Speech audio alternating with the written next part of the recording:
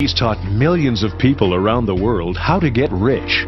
Now, best-selling author and financial expert Robert Kiyosaki shows you the secrets to generating a lifetime of passive income through real estate investment. Get ready to go on the road with Robert Kiyosaki and Dolph DeRoos.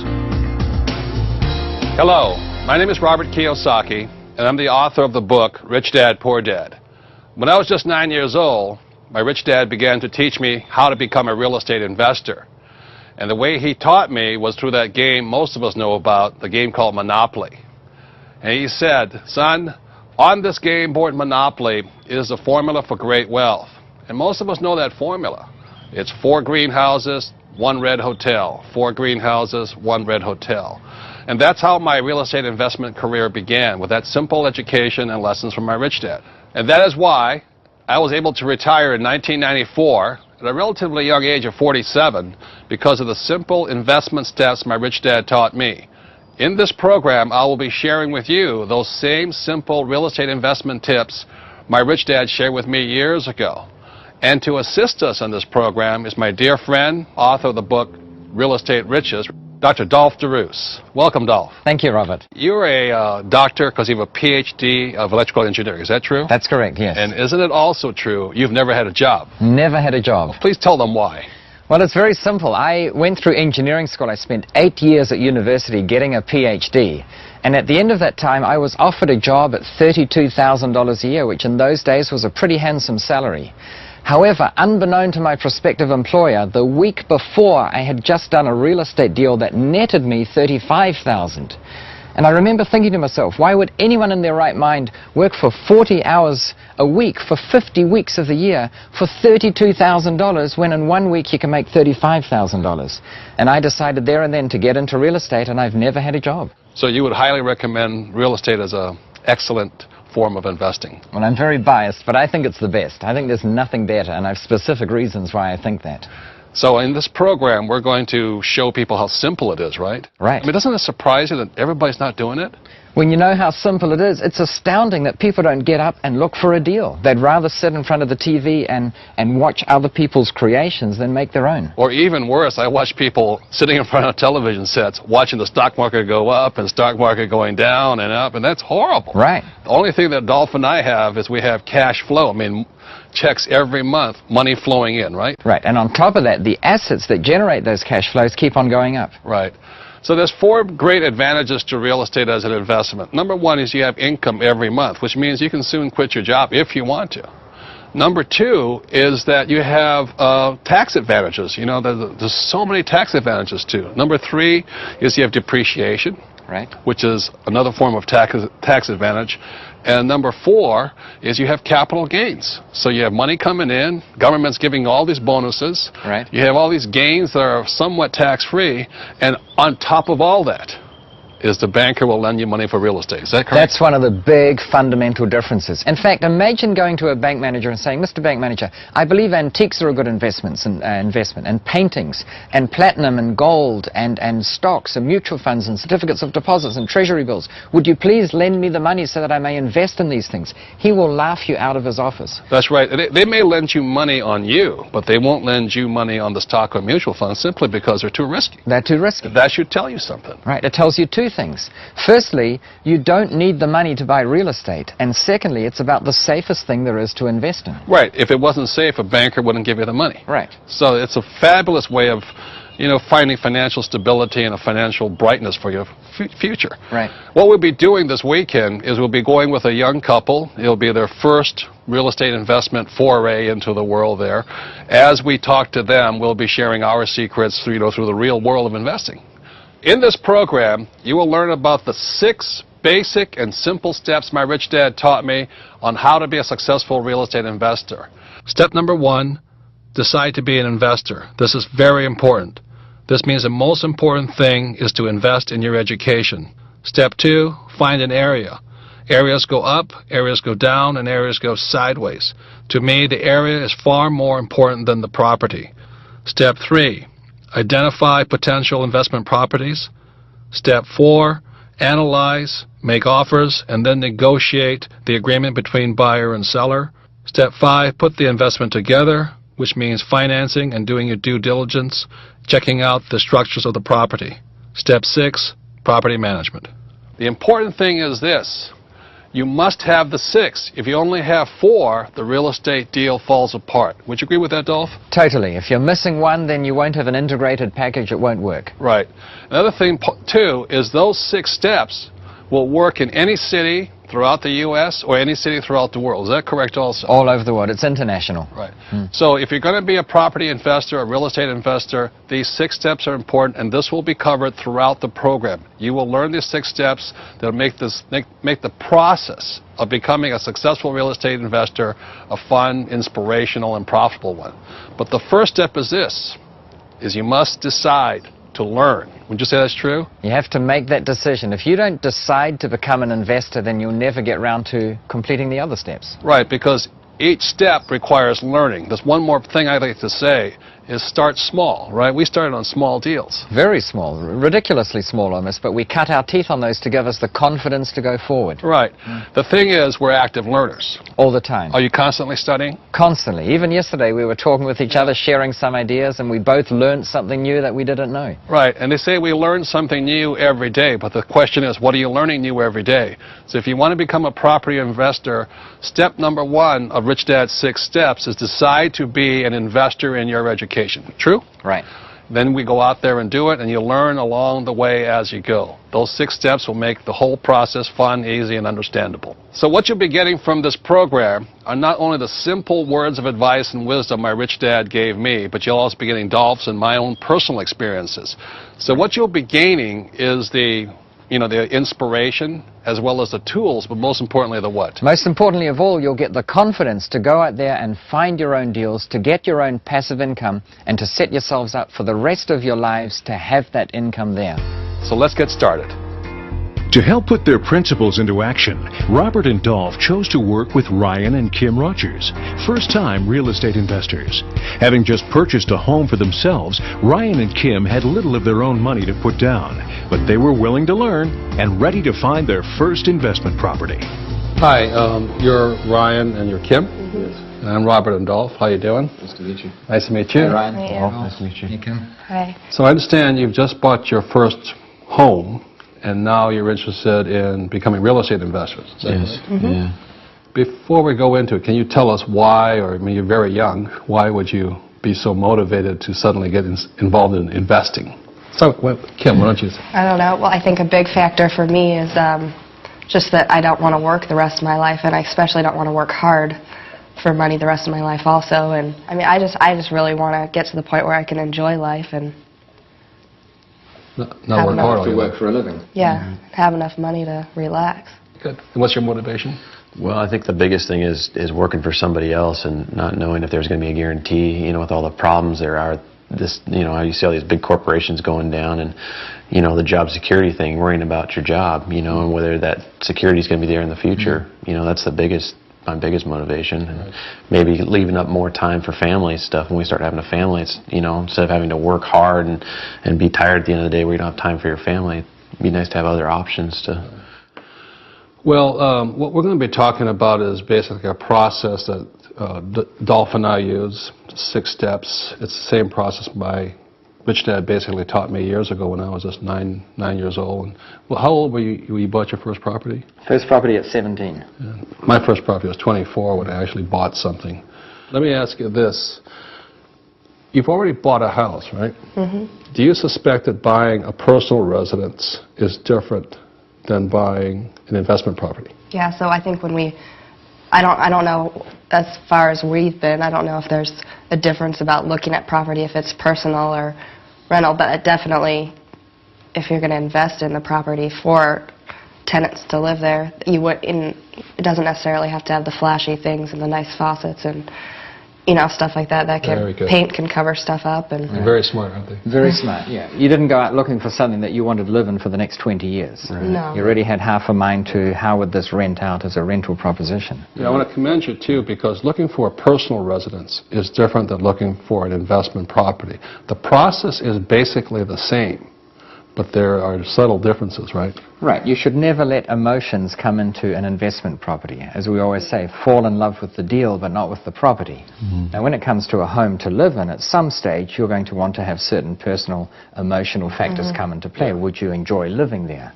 And since you're going there every night, you might as well enjoy it. But for an investment property, you should never let that rule. So anyway, do you have any questions for us, or anything you'd like to know? Or I guess just, starting out as an investor, I mean, you don't understand the whole real estate process. I mean, we just bought our first home, but it seems like they kind of rush you through it, and, everything kind of holds you. But as far as investing and learning how the investment process works, I guess that's, where to start and how to come up, we're limited on money, and if you're limited on money, how do you get going in the real estate, That's great. I think one of my questions would be is that now that we have first bought our first property and we do want to invest further in real estate, how would you do that? We've used all our sources of money and things like that, and how do you move on? And you're still in school, right? Yeah. That is a big issue. For most people, they say to buy real estate, you need a lot of money. Real estate is more expensive than a stereo or a car or anything, so it's easier to buy those things first rather than the real estate. And the interesting thing is that to buy real estate, you don't really need the money. And we're not even talking about the bulk of it in the form of the mortgage. Most people think you still need a down payment of 10 or 20%.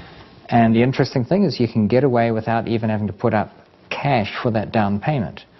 Now, we're getting into some pretty fancy techniques, which we'll share more information on later. But just to give you the seed of an idea, the biggest source of finance that you can use for your down payment that most people overlook is when there's a house on the market. You can go to the seller and simply say, would you be willing to leave in 20%? And often they will say, no way, I need the money. But very often, surprisingly often, they'll say, yeah, that sounds reasonable. It might be an elderly couple that's going to go into retirement.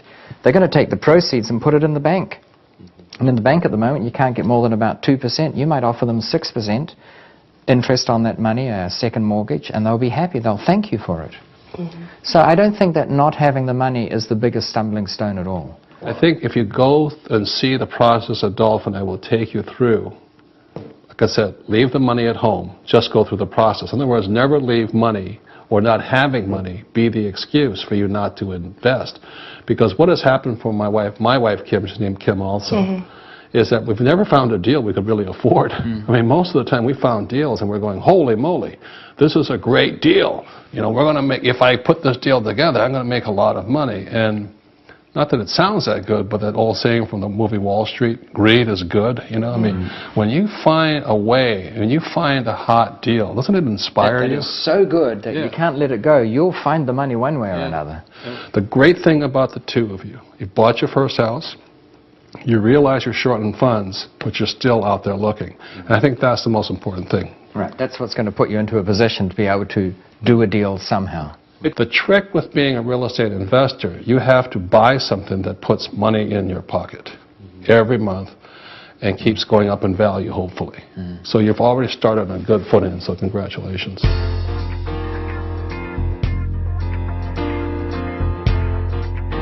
Another step in Rich Dad's 6-step process is to find an area you like. For example, in any market, markets move up, markets move down, and markets move sideways. They're called trends. So what you want to look for is the area, hopefully, that's moving up. Would you agree with that? Totally, yes. Like we always talked about, there's some cities where people are moving out of. They're in decline. Right, and people are moving into. Right. And generally, where would you rather invest? Well, obviously, where people are moving into. But the interesting thing is, unlike the stock market, where it's very difficult to know which markets are going to go up and which areas of that market are going to go down, with real estate, you can follow the trends because they're so slow to evolve. A city that's had high growth in one year is likely to have had high growth the year before and will have high growth the following year, and similarly those with slow growth. So it's very easy to figure out which cities and which suburbs within cities and which clusters of streets within suburbs are likely to do well in the future just by watching the past. And you don't get that luxury with many other markets. They're far more fickle and volatile. Right. So in any market, any investment, you have to watch the trends. There's always three trends: up, down, and sideways. Another way people become very successful in choosing the area first is sometimes you look for an area that's been down for years, and then suddenly it comes back to life again. Those are really good, aren't they? They're great, and then the trick is finding when it's at the bottom, because then it's about to take off. And the prices are really low. Prices are low. Most people make the mistake of buying when it's at the top. They think, wow, this is going really well, and they buy at that peak, and then the only way to go along is sideways or down again. Right. And if you're just starting out, let me give you one more tip that I learned the hard way. My first investment property I bought on another island in the island from Hawaii. So I had a problem in this piece of property. It meant I had to catch a plane, fly there, rent a car, and go check my property. And so this problem persisted for a while, and so for 2 days a week I was getting on a plane, flying to another island, renting a car, look at this property. So that added to the next thing. If you're going to find an area, make sure it's close to your house. And so I would recommend this, is find an area that you can even walk to. You know, in my book I talk about how the first investment property that Kim and I bought together, I used to jog past this neighborhood. So if it's close enough to jog to, it's close enough. It's a great area. Or find an area that you can drive when you're, going back and forth to work. The reason is when you're first starting out, you're bound to make a few mistakes. So make sure the area is close by. It's another good choice. Right, so that you don't spend 2 days a week just getting there to fix one minor problem.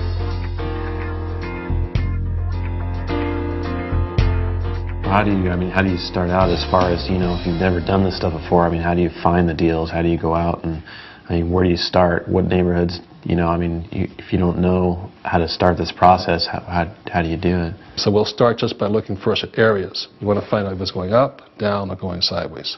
Then and what we're going to take you to are 3 houses, or we're going to look at property, should I say, of about the same price point, and let you decide whether or not one makes more sense than the other.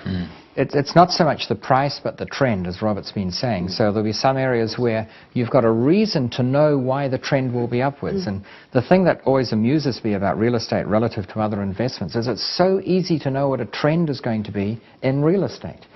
For instance, if you're buying just about any other investment, but the one that most people get into is stocks, it is so hard to know which category of stocks is going to be the next one to go up.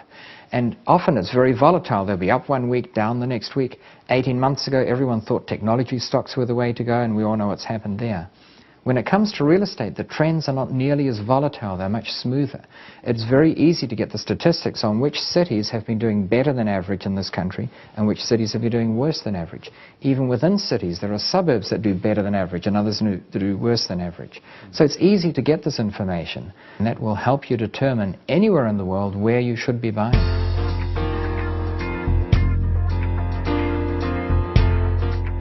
After you've identified the area that you want to invest in, hopefully one that's going up, at that point you begin looking at properties, the actual sticks and bricks as I call it. Now Dolph, do you care if the property is ugly? Not only do I not care, I like it if the property is ugly. You like problems, right? Well, they're not problems to me, they're challenges. You see, if there are problems, they're perceived problems, then everyone else values that property very lowly. Right. But I know that for a very small expenditure, I can massively increase the value of that property. So I love challenges. Right. So that's why I say to people, fall in love with the area, but not necessarily the house. In fact, a lot of times I look for the best area with the ugliest house. Right. And only at that point do I start looking at multiple properties. I don't want to get attached to any one. Is that correct? Correct. And you have to look at a lot of properties. People make the mistake of looking at 2 or 3 and trying to make a decision. You've got to look at dozens and dozens, and all of a sudden one will pop out as being spectacular. Yeah, sometimes you walk into a property that's not even listed just because you're looking around the area. Right. It might be for sale by owner or something like that, or people hear that you're looking to say, well, actually, my cousin's got one for sale. I wonder what he wants for it. Right. So after you find this area, you become this expert, and once you become this expert, let's say you're jogging or riding your bike around and everybody knows you're looking for investments, suddenly people start giving you all these great deals and these properties. So that's the next step. After you've identified the area, then you start looking for the properties, and oftentimes I don't really care if they're bad. In fact, some of them can be too bad or too broken, but you're looking for problems sometimes, or sometimes they don't have to be a problem. It's just great deals.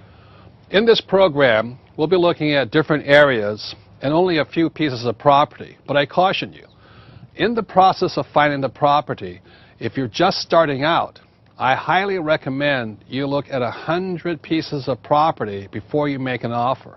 In other words, leave your checkbook at home, leave your wallet at home, leave your purse at home. Go and look at 100 properties. Don't buy anything. Would you agree with that? Totally. It's a numbers game. You cannot expect to go out and look at maybe 10 or 15 properties and have a spectacular deal amongst those. It might happen, but chances are it won't. And even if it is there, you'll have no reference to go by. You won't know if it's a good deal. I would say this is a must of this step. Learning to love to just look at properties. We've looked at tens of thousands, haven't we? Over the years. And whenever we go anywhere, we always get out and look at real estate, be it on holiday or whatever. Right, so this goes back to point number one, is decide to learn, to become an investor, because you learn something new every day. Every time I go to a new piece of property, I learn something new. Which helps you in deciding whether the next one is good or not. And remember that time you were teaching this course and you have this formula of 100, 10, 3, 1. In other words, 100 properties, you make offers on 10, you get 3 accepted, and you just buy 1. So 1 out of 100 you buy, and this one guy in your class stood up and said, I've looked at 20, I haven't found anything yet. Remember him? Yeah, well, he was angry, but he only looked at 20, and he cannot expect to find a great deal by looking only at 20. And most people give up, you see. This is, I think, one of the best rules there is. Look at 100 pieces of property. Most people will go out, they'll look at 13 one weekend, they might look at 15 the next weekend, and they'll say, gee, I've looked at 28 already. But the weekend after that it's raining and they don't look, and the weekend after that Cousin Mary's getting married, and all of a sudden they say more to themselves than anyone else, it doesn't work. Right. You've got to look at the numbers. And it becomes so much fun, and you know the best part about it, if out of those 100 you find one that makes you rich for the rest of your life, it's worth it, right? It's self-explanatory, yeah. And fabulous. You can find one every week if you put your mind to it. Right, and after a while, it becomes a process. It becomes a way of life, and that's why I say the first time, find an area near your property, near where you live or where you work, and make a regular process through it. You're looking at them, studying them. But what you were saying is most people look harder for a car. Right, they spend more time, more weekends going out to look for a car that will depreciate and go down in value over time and only serve them for 5 years anyway, than they do going out looking for one piece of real estate that might feed them for the rest of their lives. As an additional point, I'd like to add that when you're finding your area and identifying pieces of real estate, this is where your broker becomes very important. Not all brokers are equal. Not all brokers have the same intelligence. As you're going through the area and looking at different properties, you'll soon find out the brokers you like and brokers who like you, right? Right. And then also, not all brokers work with investors. Most of them work with home buyers, especially the first time. So there's, the kitchen's important. How pretty is the paint and all that. Well, we don't care about that. So on top of finding the right broker, you have to find one that understands you, and hopefully is an investor himself or herself. Right. Most brokers that understand you, that have the same mentality, are investors. And don't ever be put off by a broker who is an investor. Don't think, well, if there's any good deal that comes along, he'll take it for himself. No broker can buy every deal that comes across his desk. Yeah. The advantage of a broker that does invest is he understands the mentality, he understands what we're after, that we don't care whether the deli on the corner is good or not. We just want a good deal. Yeah. Investors think different than home buyers. Right. And so, Dolph, there's questions you can ask a broker to find out whether or not they're compatible with you or share the same investment philosophy. Is that correct? Sure. In fact, often what I do when I go into a new area, an area that's new for me anyway, is I will go to a real estate firm at random and just go up to the person at reception and say, tell me, who would be your best investment broker that you have here? And if he or she says something like, well, I don't know, they're all good, then I know I'm in the wrong place, so I go on to the next firm. But let's assume I come across someone who says, well, actually, that would have to be Frank or Sally. Then I say, well, I'd like to speak with them, please. And I've got a couple of questions for them, too. The first one might be, all right, Frank, could you show me what are your top 3 investment properties that you have on your books at the moment? That's my favorite question. I say, what do you think is the hottest deal you got right now? Yeah. And if they say, well, gee, they're all good, which one would you like to see first? I know I'm dealing with the wrong person. But if they say, well, actually, the top deal, the hottest deal we've got would have to be this one here, I'm almost there. I'm not quite there because I still have one more question to ask, and that is why? What's your criteria? Well, how did you analyze this thing? And in analyzing, you find out whether or not you are in the same wavelength. Whether we're compatible, whether they think the same way. If they say, well, the deli down the road has just the best sauerkraut or whatever, then I know I've got the wrong person. I went to this one place, and the guy said, this is the best deal. I said, what is it? It said it was this new construction and all this. All you do is put $5,000 down, and in 2 years, it'll be worth $100,000 more. That's not an investor. That's a speculator. That's a speculator. Right. But if they say, well, you know, this property sold 5 years ago for $200,000, it's now on the market at $300,000, but all the others around it that are similar are selling for $350,000. I know I've got someone who can speak our language. Or they hear of somebody, say, a new company is moving into this area and all the properties around it will go up in value. This person is paying attention to what the market is doing and whether it's going up or down. Right. So many times real estate agents focus on the house and not the market. So what I'm watching for or listening for, hoping to hear, is I have a real estate broker who is the same thing with me, is they're looking at the area first, the property second. Exactly. And when you find a good broker, pay them well. I meet so many people who will tip their waiter 20%, but try and stiff the broker 6% or whatever the commission is. You know, that's tipping somebody who's costing you money rather than tipping somebody who can make you rich. I like to pay my brokers everything. I mean, I like making them rich because they're making me rich too. Right, right. In this video, we only have time to go over a few areas and a few pieces of property. But please let me reiterate the importance of looking at as many pieces of property as possible before you break open your checkbook. For this video, we too went through the process of looking at many different pieces of property before choosing these to look at. With help from Ryan and Kim, we decided to focus on just a few key areas quite near where they lived. Some areas had a clear history of trending upwards in value. Others hadn't yet begun to significantly appreciate but showed good potential to do so. And others still showed a likelihood of remaining fairly stable in value. Each property we looked at had asking prices in a similar range, but because of the areas they were in, they showed very different potentials for cash flow and appreciation. The first property we looked at was in a quite desirable neighborhood near an upscale shopping center. A very solid-looking rancher, it had 3 bedrooms, 2 baths, and an asking price of $139,900. As we're talking about, area is very important. Houses are houses, but area is very important. 1 block to the south, all the high-end car dealerships, Porsches and Ferrari. About 3 blocks to the east over there are very high-end tourist attractions. And just 5 or 6 blocks to the north here are the high-end shopping centers, fashion parks. So this is a great, stable neighborhood. Wouldn't you say that? I agree, and when you look down the street, you can see that all the houses here are very straight and tight and clean. It looks as though it's a very well-kept neighborhood. Yeah. And this house in particular, I think it looks very tidy just from what we've seen here. It's got a very clean concrete pad here. The roof line is very straight. It just looks a very neat house that you'd feel comfortable renting out to someone. What Dolph is talking about is when you first walk up to, it's called curb appeal. How does it emotionally hit you? Does it look clean? Does it draw you in, or does it push you away? So if you're a renter, who you would rent it to, they would say, oh, this, you know, I'd like to live here. And that's very important. Like, I look at the roof. That's a great-looking roof. Mm-hmm. Right. In fact, I think it's been extended because when you compare this house with the ones either side of it, they've all got carports with just a wall at the end, and I think they've boxed this one in and extended the roof line. It gives the impression that the house is a lot bigger than perhaps it is. Yeah. Right, what Dolph is pointing out, there's carports there and carports there, but this is an enclosed garage. So as a renter, I'd feel like my car would be protected. Right. And so they're thinking about their cars. Right. What do you guys notice when you first walk up? Well, like you said, I do notice that it's kept in pretty good shape. I mean, that's what appeals to me if I was a renter, you know, and I notice the concrete, there's no cracks, or the windows are all straight, there's no broken glass or anything like that, so I'd feel comfortable living in a place like this. Right. Well, that, of course, is the outside, and it remains to be seen what it's like on the inside, because quite often someone might do up the outside to give the impression that it looks good, whereas on the inside it turns out to be not the same. So I'm keen to see what it's like inside. Is the kitchen and the bathrooms, you know, up to standard? Here comes a realtor now. Hi, I'm Bob. Nice to meet you. Hi, nice to meet you, Robert. This is Dolph. Hi, Dolph. How are you? Good to meet you. This is Kim. Hi, Kim. How are you? Nice to meet you. And this is Ryan. Hi, Ryan. Nice to meet you. So, what can you tell us about this area? Well, I grew up in this area. It's a great area for rentals. It was built in about 1958, and when they were originally built, they probably cost between $8,000 and $11,000.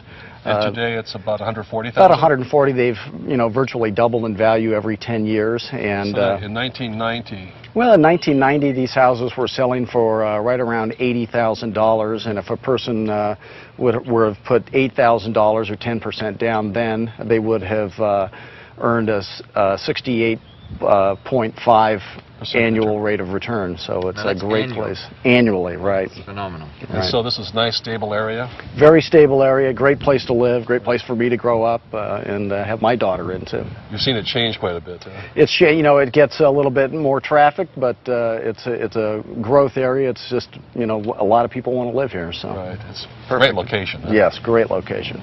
All right, well, let's go inside and have a look what it's like on the inside. Okay, let's go take a look. Great.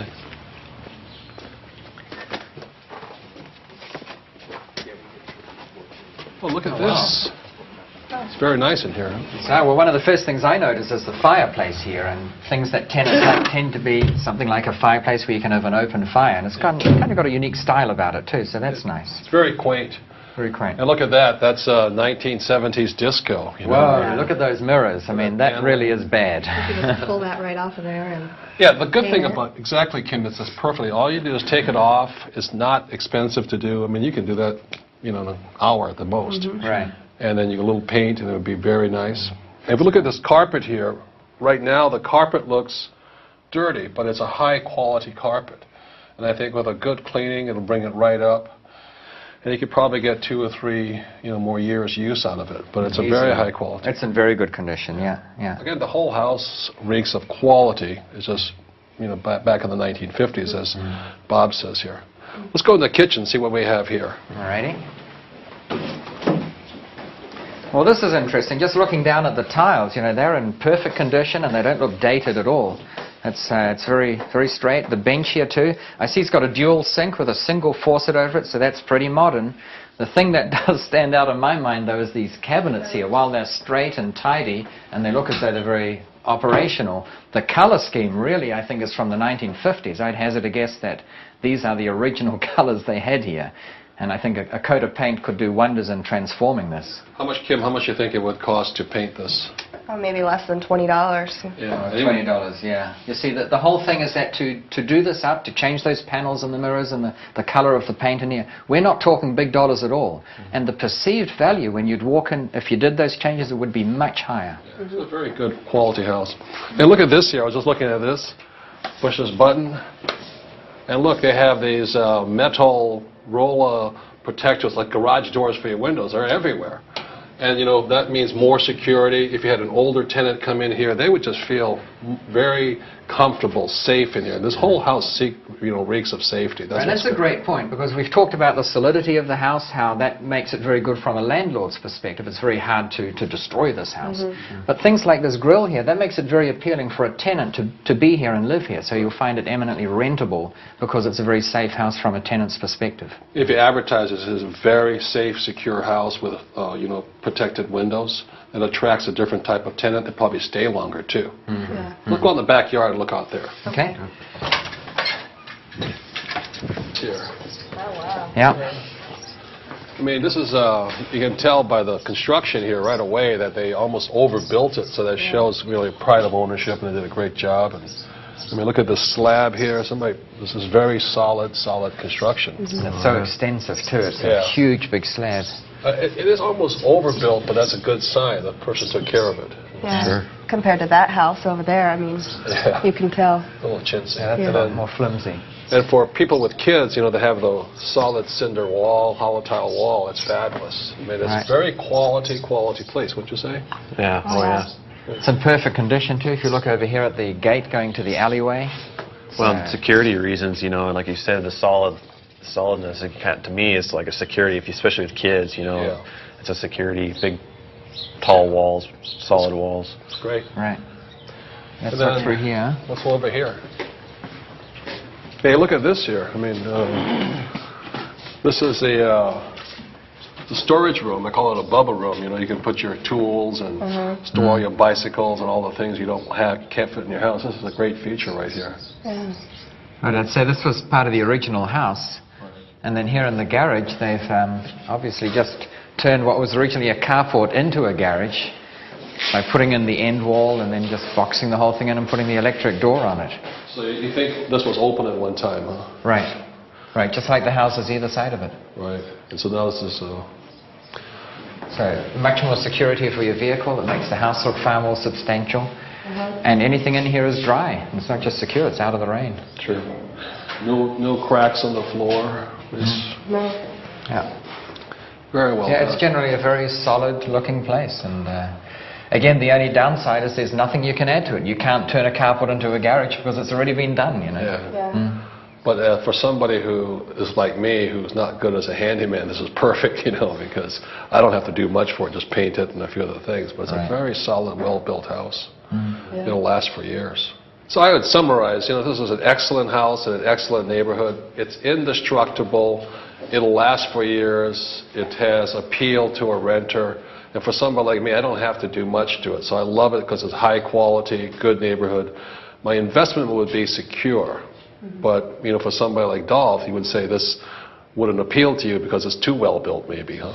Well, it's not too well built as such. There's just little I can do. I like things with a twist where I can add value to it without spending much money.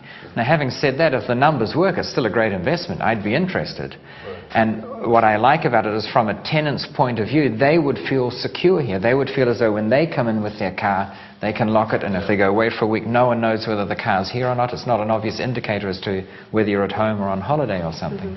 So I think it's got great tenant appeal as well. Right. And again, if the numbers work, it's a great investment. Yeah, this house is almost indestructible.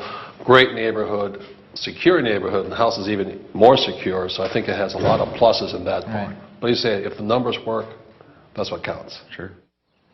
Well, Dolph, what did you think, looking through it? Well, certainly on the outside, it looks very straight and tidy. The inside is also good. It's not quite up to the same standard. It's got some things that look a bit older.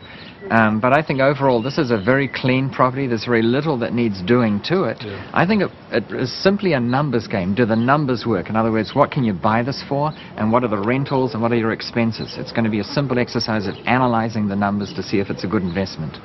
Right, on a scale of 1 to 10, as far as a rental property, I'd probably give it an 8. It's solid, solid, solid. Great area. What do you guys think?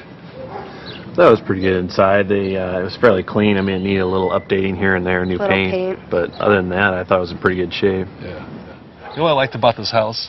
It's indestructible. You know, I mean, it's a tough, well-built house. Right, brick and concrete, and yeah, there's little that can go wrong. It's a quality house, and it's solid. That's what I like about it. There's probably little you can do to add value here. I mean, we're at one of the houses either side, then you could turn the carport into a garage, but that's not possible in this case, and there are many other things that are not possible to do here. It's not as if the driveway needs sealing or anything. Right. But that's why I say it's simply an exercise in working out the numbers. If the numbers work, it's a good deal. Kim, your final impression of a house, you know, since you and Ryan will be investing it together, what do you think of it? I think it's great. It's in good condition. Just needs a little bit of updating, like paint, simple things, maybe tearing off some old mirrors and stuff like that. But So you could give it the nice woman's touch to it. oh yeah, it's a once over. Yes, Right. that would be nice. Well, we have a lot of other houses to look at, and so let's keep going. This is a nice one, but let's find out. Let's see what we can find. Let's go. It's Okay. exciting. All right.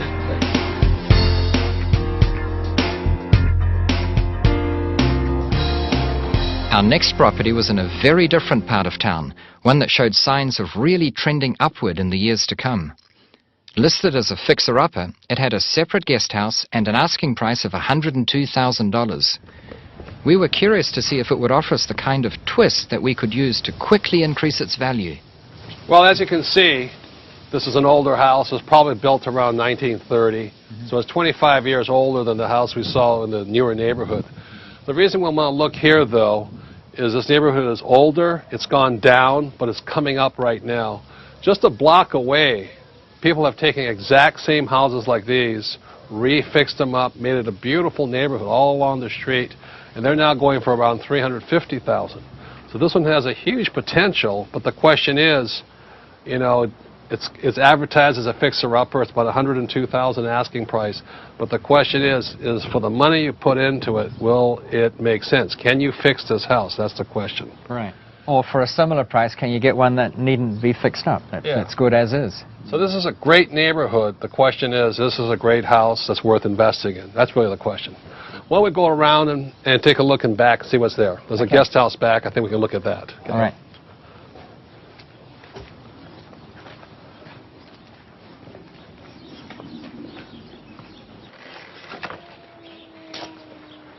Mike, look at that.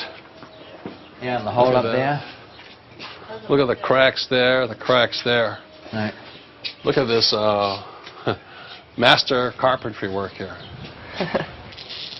Obviously, I think this house is cracked up front and it's cracked at back. Right. At 102,000, I wouldn't begin to guess how much it would take to make sure it was safe and sound. I think we have a lot of problems underneath. Huh? Right. What do you guys think? Yeah, I think it's more work than I'd be willing to take on. Just a first look, a first glance at it, I think it's a lot of work. It's a lot of work. We'd put a lot of money. Like I said, this is a great, great neighborhood, a great area. But this may be a house that, unfortunately, has nice design at one time. But I think it's absolutely too old, too busted, too gone. Right. The effort it would take to do it up, you could better spend looking for the next good deal. Yeah, it's better to invest your time rather than your money looking for a better deal. Right. But let's go look at the guest house. That's one of those selling features the agent told us about. So look at this. If the guest house is good, who knows? Okay? Okay. Okay.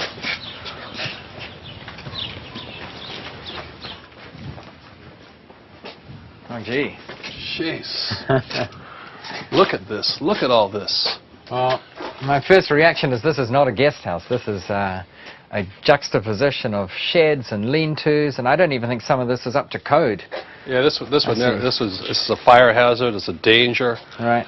You know, when we called the realtor said that we could get $600 a month rent for this. Well, that might be possible, but I sure hate to meet the person that paid me $600 to live in here. I think it would cost more than the house, this little guest house is worth to fix it than it's worth. Right. So I really think this whole project, you know, even though it's got some character, like I said, it's a great neighborhood, but there's better investments. This would be a waste of time and money and effort, and I think the price is unrealistic, even though it's the lowest price in the neighborhood. I agree. I think for this price, we should see what else can we get in this region and see, you know, how that would perform relative to this. Yeah, I mean, you're pretty good at fixing things up, but this is a major job. Yeah, this is more work than I want to get into. Yeah. And it would cost more than you would ever get your money out. So there's far better investments. Let's go look at other things. Okay.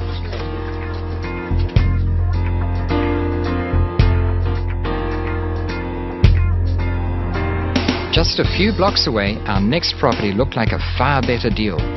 Listed for $129,900, it was a fully renovated bungalow with lots of backyard space and terrific curb appeal. Well, Kim, what did you think? Well, I think it's a vast improvement from the house a couple blocks away that had the cracks all the way down the front. And Yeah, what a difference, huh? Yeah, what a difference. I mean, could you have fixed that other house? no. No, that house was cracked. But here we are, the same house, about 1930, same style, same design, structurally sound, much more improved. Like, you know, the question is, what do you think this house will be worth, 5 to 10 years from now? It's a great neighborhood. Right. It's got charm. It's very old and charming. It's fabulous. And it's been well cared for, you can tell. Did you see those floors and the paint? Yeah. It was spectacular. They really brought it up well. I mean, this is a great value. But really, we're going to have to find out now how good an investment it is, and that the numbers will tell us, right? Right, because this one's they're asking about $130,000 for it, so it's a bit steeper than the others in price. And again, the analysis will determine whether it's a good deal or not. But it's a solid value, great neighborhood, fabulous house. I love what they've done inside it. I couldn't do it that good. Right, right. It's really well done. I have noticed across the road there's another for sale sign. Really? Yeah, another house there. So I suggest while we're here, we check it out and see if it's any good too.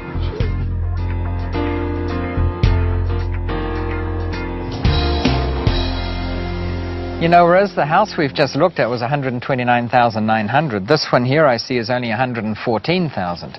Not altogether unexpected. The one there has a lot of charm, and this one, I'd say, with the way the front yard is, it doesn't really have the same appeal. Yeah, you almost can't see it because it's just so not attractive from the outside. The landscaping is terrible. Right, and we wouldn't really have noticed this one had we not been looking at that other one, but I say, since we're here anyway, let's have a look inside. Yeah, let's go take a look at it.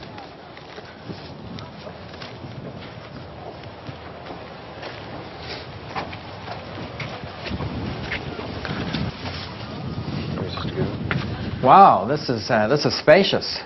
It looks as though it's one open plan area, dining, living, and kitchen area. Look too how it's got windows on all three of the walls. One big one down the side, the big one up front here, and then at the rear as well. Lots of light. What's amazing is that it doesn't look that good from the outside, but from the inside, this is spectacular. Spectacular, yeah. Really, really well done. It's only like a block away from that really frightening house with cracks all over. You know, it was cracked. That one was 102, just a block or two away. This is 114, and all the hard work's already been done. Obviously, I've done a nice job of it. Right. And look at this. It all looks new. It looks as though the kitchen's completely new. New benches, new stove, new range hood. There's nothing you could do here, really. It's ready to be moved in. But it's tastefully done. It's, you know, isn't it appealing? Oh, yeah.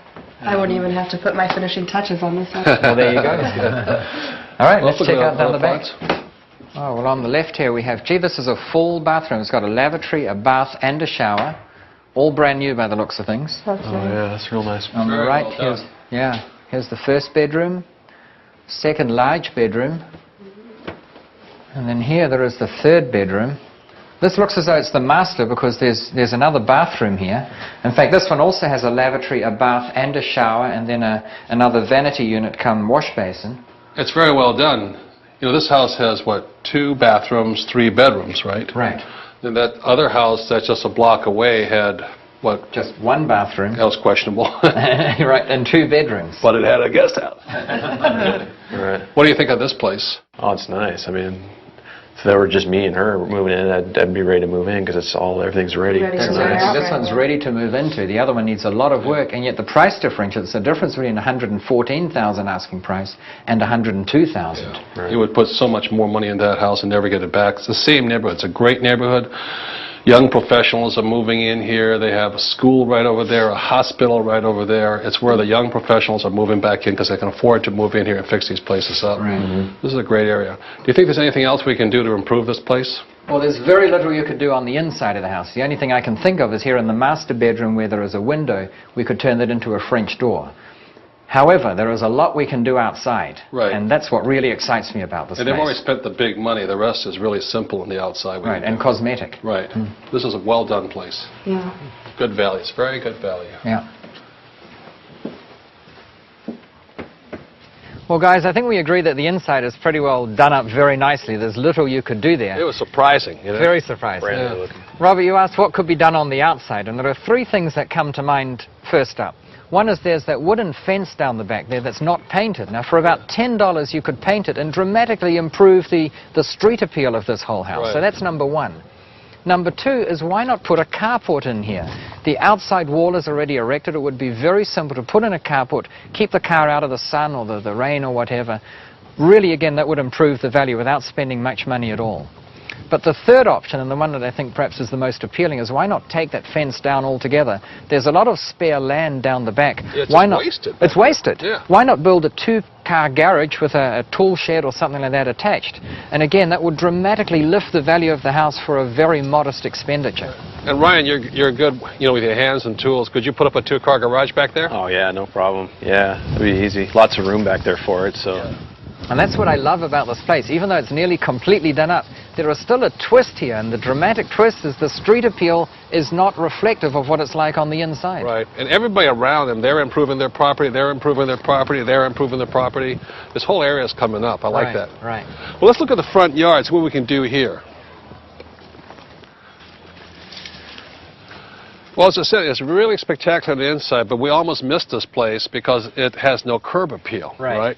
Look at this thing. This bush here is dead. It doesn't look good, and it's a blank wall. Right. I think it needs a door there, maybe a porch, a little rock, you know, walkway up to it. Really make it quaint. Don't you Make think it so? Right. Oh, yeah. Could you put a door in there? Oh, yeah. Just knock it out and put a door in. It wouldn't be that big of a deal. Be pretty simple. What about the lawn? Well, if we change the garden a bit, put in fresh lawn here, perhaps have some flower beds around the edges, and more particularly out front, there's no fence. We could simply put up a white picket fence.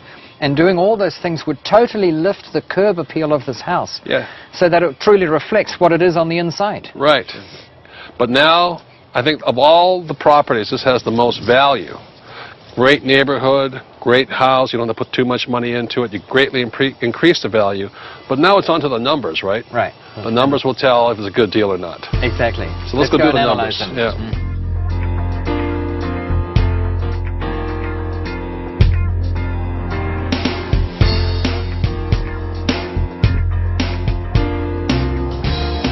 After you've identified the properties, the next step in Rich Dad's 6-step process is how do you analyze the property, and then how do you negotiate an agreement with the seller.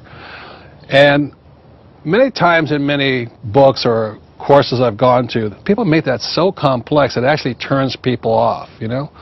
And what we're going to go into is how to make this process simple, because it's very simple, isn't it? Right, and it's really easy. When you analyze the property, the magic is revealed. Yeah, once you find the magic of how you look through the numbers and the negotiations and all that, that's where you find some of the best investments in the world. In this program, you will learn to use a simple approach that you can use to analyze any property in minutes. Well, that was a long day looking at all different types of property, but let's summarize, okay? There's 4 types of incomes we're looking for. One of them is regular cash flow. As an investor, you want cash flow now. You don't want to be feeding it. You want money in your pocket. Number 2 is you would like depreciation, which is called phantom cash flow.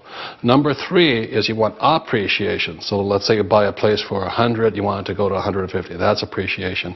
And the 4th thing is that the beauty of real estate is sometimes you can take that appreciation out tax-free again, right?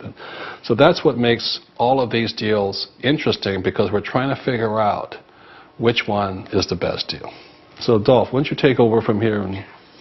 Okay, well, there are many factors that come into play when you analyze a property, but ultimately you want to have some measure of how well it's performing. And what we've got here are some indications of how the 4 that we looked at, the 4 that we decided during our tours, were the most likely candidates to be good performers. And the things that you absolutely must take into account, obviously, are the purchase price, because the higher the purchase price for a given rental income, the lower your returns will be. So we've got the purchase price on the first house here. They were asking $139,900. We're going to figure that we can get it at about $135,000. I always say never offer the asking price, because you know you'll get it. You might as well offer something less than the asking price. And if all your offers are being accepted, by the way, you know you're still offering too much. Get a few rejections. You can always offer more. And the one good thing about this house was, even though the price was a little higher, the rents in that area are also higher. I would say that's a pretty stable area, slowly moving up. Very slowly moving up. If anything, it's moving sideways with just a bit of appreciation. So although it's probably the more expensive, higher rents, very solid investment, it's be tough to lose any money in this one. Yeah. Right. And what we've done on this one is we've taken Bob, the agent's recommendation as to what the rental levels would be there. We've factored into all of these properties a 5% vacancy rate. That's the expected percentage of the time that there will not be a tenant there. We've taken taxes into account, insurances, and other running and maintenance expenses. And what we end up with on that first property is that it looks as though it would have a cash-on-cash return of 14.4%. What that means is for every dollar that you've put into it as a down payment to buy it, you can expect to get 14.4 cents coming out every year as your return. Now that needn't be good nor bad, it's just a number, it's just what the return is. Is cash on cash, when you factor it in, is that appreciation or just the cash on? Just the cash. We're taking into account how much cash have we put into it and how much cash are we pulling out. Now it goes without saying that a house in a high appreciation area is going to be more valuable to you than one that's depreciating in value, but we're just looking at cash on cash for now. Mm-hmm. When we then compare it with the second property, well, it's not really a comparison. The second one we looked at was that brick one. Remember the red brick one that was broken? Fixer-upper? Well, fixer-upper. I call it a blower-upper because you know, that's about all it's good for. We had an idea of what the rental would be on that. We knew that the asking price was $102,000. But I haven't even gone through the exercise here because, quite frankly, personally, I wouldn't want to own that. I wouldn't want to attempt to fix it up. Well, it'd be too expensive to fix up. Right, and the returns then would be way, way down there. You'd have so much money going out, and you're a very good handyman, but what do you think? Yeah, it's too much work. I mean, you'd have to start from over, basically. Right. Just too much work there. And no matter how handy a person is to be able to do something up themselves, it may not be a good use of their time. You might be better off spending that time looking for the next best deal. Right, so it's a good area, but the house is not that good. I mean, it's beyond, I think it's too bad. Right, right, beyond redemption.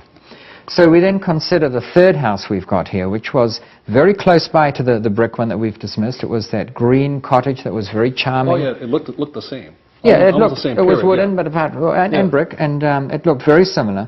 The price in this case was $129,900. Again, we figured that we can offer something just a little bit less, about $4,000 less. We're working out our calculations on the basis of buying it for $125,000. Again, we've got our rental in there based on what the agents have told us and what we know we can get for those number of bedrooms. It was a 3-bedroom, 2-bathroom house, $1,150 in rent, the same 5% vacancy rate, the same factors that we're taking into account in terms of expenses and property taxes and the like. In this case, our cash-on-cash return is 7.7%. So it's almost exactly half. And here's something you now have to take into consideration. Do you want this first house that's in an area that's reasonably flat at 14.4%? Or do you prefer this one here, the green one, that's in an up-and-coming area at only 7.7%? Right, let's stress this again. The greenhouse was an area that's been coming down for years, and now it's on this rebound up.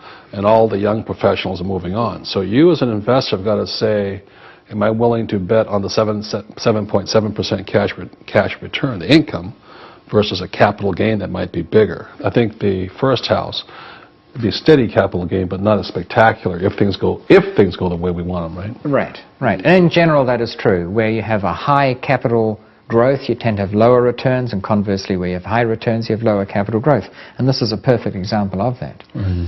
But the interesting thing for me is that if we go on to the house that we spotted when we looked at the greenhouse, remember across the road we saw the for sale sign? Mm-hmm. We didn't expect it to be much, but when we went inside we were all pretty surprised. Right. All the money's been spent on fixing it up. It's been spent. And the asking price in this case was $114,000. And at this point I'd say, who in their right mind would buy that red brick house for $102 when you can buy the white one for $114 that's all done up? But even so, let's also assume we can buy it at about $4,000 below the asking price. That brings it in at $110,000. The rental in this case is very similar, $1,150. It's also 3 bedrooms, 2 bathrooms. It's across the road from the greenhouse, so we'd expect the rentals to be about the same. We still have a 5% vacancy rate, and all the other numbers are the same. We now get a cash-on-cash return of 19.5%. Right across the street. Across the street from each other. It's nearly triple. And a lower down payment. Right. Yeah. And this is, I think, it really highlights the importance of doing the analysis. In this program, we'll have actually worksheets here. We'll show you how it's done and all this. I'm not that good at numbers or math, and yet it's really simple. It's simple addition, subtraction, multiplication, and division. Just knowing where the numbers go is pretty common sense. And Dolph just does it so automatically in his head that he kind of intimidates people. But trust me, it's a very simple process. So in this case, the return is nearly 20%. That would seem to me to be a pretty spectacular return in a day and age where currently, if you put that deposit in the bank on deposit, you could expect to get maybe 2, if you're lucky, 3% interest on it, and that would be taxable. Now, of course, real estate is taxable, but only after you've taken account of all kinds of deductions that you can't get in any other investment. Mm-hmm. So you're going to get very close to your 19.5% return as an after-tax return. And so to me, the interesting thing about doing the analysis is it quickly highlights which one is great and which one is still pretty good and which one is mediocre. Because let's face it, if you're used to putting your money in the bank at 2% taxable, 7.7% is still pretty good. Yeah. Mm-hmm. It's spectacular. However, you just have to look around a little bit, as we did, during the day, and you will find something even greater. Well, the good thing about this 19 or 20%, that's just cash on cash. If you bet that that neighborhood is going to come up faster, your overall gain could be even more spectacular. It will be. And this cash-on-cash return is just in year 1. We can reasonably expect that after a year, the rentals will go up incrementally, and the year after that, they'll go up again. Your deposit hasn't gone up. Your mortgage payments, at worst, will stay the same if you're on interest only, and if you're on a P&I mortgage, that's where you pay down some of the principal every year, your payments will go down. So that after a while, you are getting more and more money, and it's indexed for inflation. And the good thing about investment real estate is like right now, you've borrowed money from the bank, and you've got to pay it back. Right.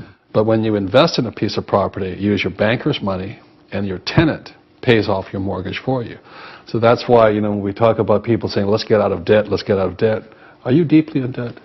I'm horrendously in debt, but I love it. Yes, I am deeply, deeply in debt. I don't sleep well at night if I don't have enough debt, But there's good debt and bad debt. And so this is what we're talking about here. This is good debt. because number one, it's your banker's money. Number two, your tenant's going to pay you for it. And number three, the appreciation that goes up, guess what? Your banker doesn't want any of that. The depreciation, the tax advantages, your banker doesn't want any of that either. They're passing that all on to you. And when you sell the property or you can borrow the money back out again, that money is basically tax-free or tax-deferred. So that's why I think, investment real estate is a smart way for a young couple like you to go. Stay within this price range until you gain more experience and things like that. And this makes a lot of sense. Right. Okay, so I think we agree we're going to put offers in on all three properties. And what we're looking at with this first one, the one close to where you live, is we're going to offer $135,000. Now, we might get, say, an 80% first mortgage, which in this case would be $105,000. We can ask the sellers to leave in a 20% mortgage for the remaining $20,000. It's a carryback like an IOU. It's a carryback. It's seller finance or vendor finance. So it's that's a no money down deal on that one. Right. 100% financing, 80% comes from the bank, the remaining 20% comes from the seller. That'd be Nothing wrong with that. That'd be a great deal. Sure. Yeah. Now, on the second one, the greenhouse, I think we all agree that it's a very good property. It's possibly worth the asking price. What I suggest we do in that case is offer the asking price. However, we might still structure it in a way so that there's no money required on the part of Ryan and Kim. Yeah, he could ask his dad for the money or her dad for money and say they'd be partners in the deal. Right, or friends for that matter. Okay. And because this house had a beautiful backyard, was large, and they could put up a guest house, greatly improve the value. And the house that's already there has a lot of charm, so that gives it extra appeal. Which they could get a higher loan value then once that was done. Right. Good. And then the third one, the White House, which in some ways is the highest returning property, I think we agreed we'd come in at $110,000. Now, one way of structuring this so that you might need to put in any cash is to ask for a delayed closing. You might ask for a delayed closing of 3 or 4 months. And in the meantime, you would have the right of access to do some of those improvements. For instance, Ryan, you might want to put up that carport already. And then just before you close, you'd send the appraisers back in to get a new appraisal. And instead of coming in at 114, it might come in at 125 or 130 after you've done that work. You get a first mortgage based on that, and that might cover your acquisition cost. So that means if the value goes up, the banker will lend you more money, which means you put less money down. Right. And these are just some of the ways. There are, in fact, many, many ways that we cover in the program that you can acquire property without having to put any of your own cash into the deal. The important thing to note is that we're putting in the offers, because until you physically submit an offer, there is no way they're going to accept it. They won't accept nothing.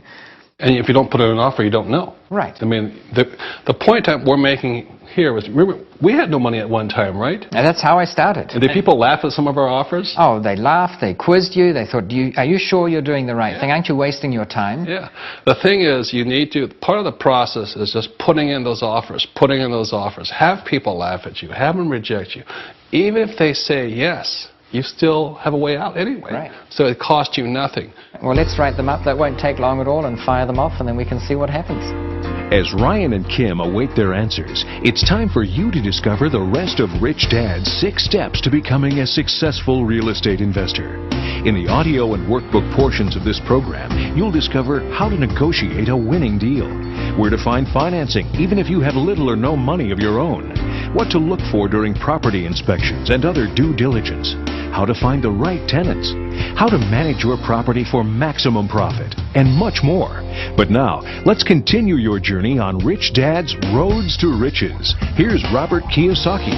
When you go into the rest of this program, you'll find a wealth of information on the rest of Rich Dad's 6 basic steps. A reminder, though, all 6 steps are important. If you leave one step out, the process doesn't work. So basically, that's all Dolph and I do.